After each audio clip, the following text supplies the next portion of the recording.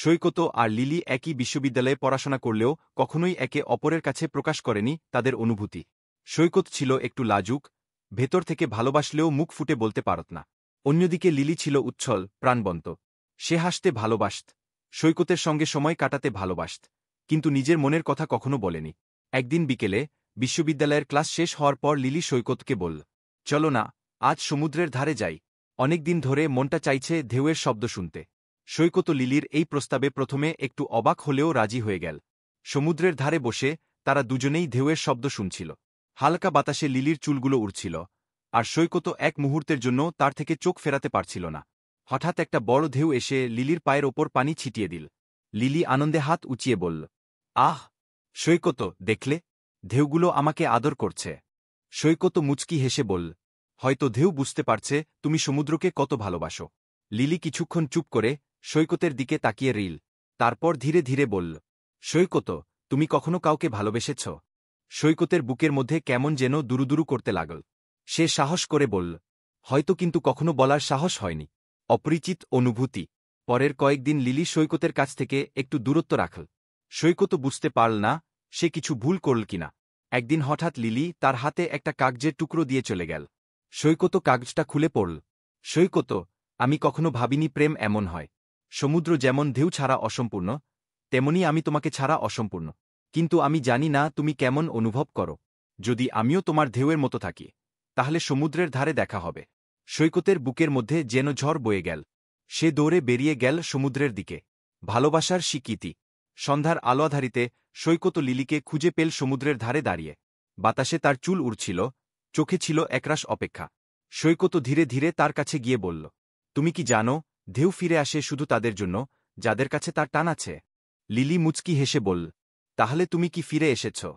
সৈকত এক মুহূর্ত দেরি না করে লিলির হাত ধরে বলল, আমি কখনো যাইনি লিলি, আমি সবসময় তোমারই ছিলাম। লিলি তার চোখ বন্ধ করল, আর সৈকত তার হাত শক্ত করে ধরে রাখল। সমুদ্রের ঢেউ তাদের চারপাশে কেমন যেন আনন্দে নেচে উঠল, আর আকাশে সন্ধ্যার তারা সাক্ষী রিল তাদের ভালোবাসার। সৈকত আর লিলি একই বিশ্ববিদ্যালয়ে পড়াশোনা করলেও কখনোই একে অপরের কাছে প্রকাশ করেনি তাদের অনুভূতি।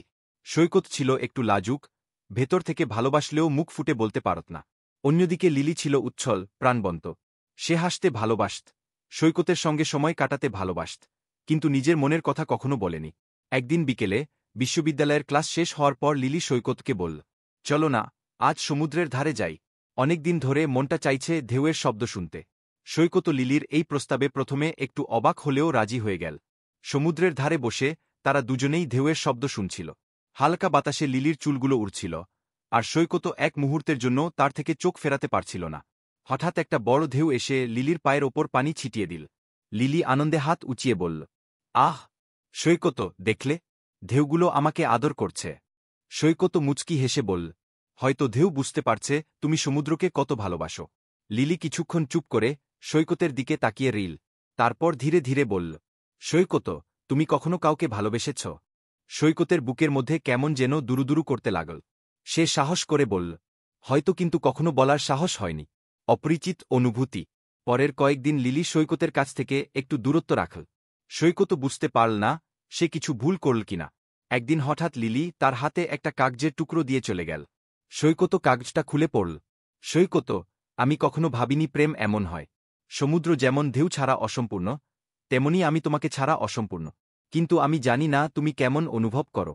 যদি আমিও তোমার ঢেউয়ের মতো থাকি, তাহলে সমুদ্রের ধারে দেখা হবে। সৈকতের বুকের মধ্যে যেন ঝড় বয়ে গেল। সে দৌড়ে বেরিয়ে গেল সমুদ্রের দিকে। ভালোবাসার স্বীকৃতি। সন্ধ্যার আলোয়াধারিতে সৈকত লিলিকে খুঁজে পেল সমুদ্রের ধারে দাঁড়িয়ে। বাতাসে তার চুল উড়ছিল, চোখে ছিল একরাশ অপেক্ষা। সৈকত ধীরে ধীরে তার কাছে গিয়ে বলল, তুমি কি জানো, ঢেউ ফিরে আসে শুধু তাদের জন্য যাদের কাছে তার টান আছে। লিলি মুচকি হেসে বলল, তাহলে তুমি কি ফিরে এসেছ? সৈকত এক মুহূর্ত দেরি না করে লিলির হাত ধরে বলল, আমি কখনো যাইনি লিলি, আমি সবসময় তোমারই ছিলাম। লিলি তার চোখ বন্ধ করল, আর সৈকত তার হাত শক্ত করে ধরে রাখল। সমুদ্রের ঢেউ তাদের চারপাশে কেমন যেন আনন্দে নেচে উঠল, আর আকাশে সন্ধ্যার তারা সাক্ষী রিল তাদের ভালোবাসার।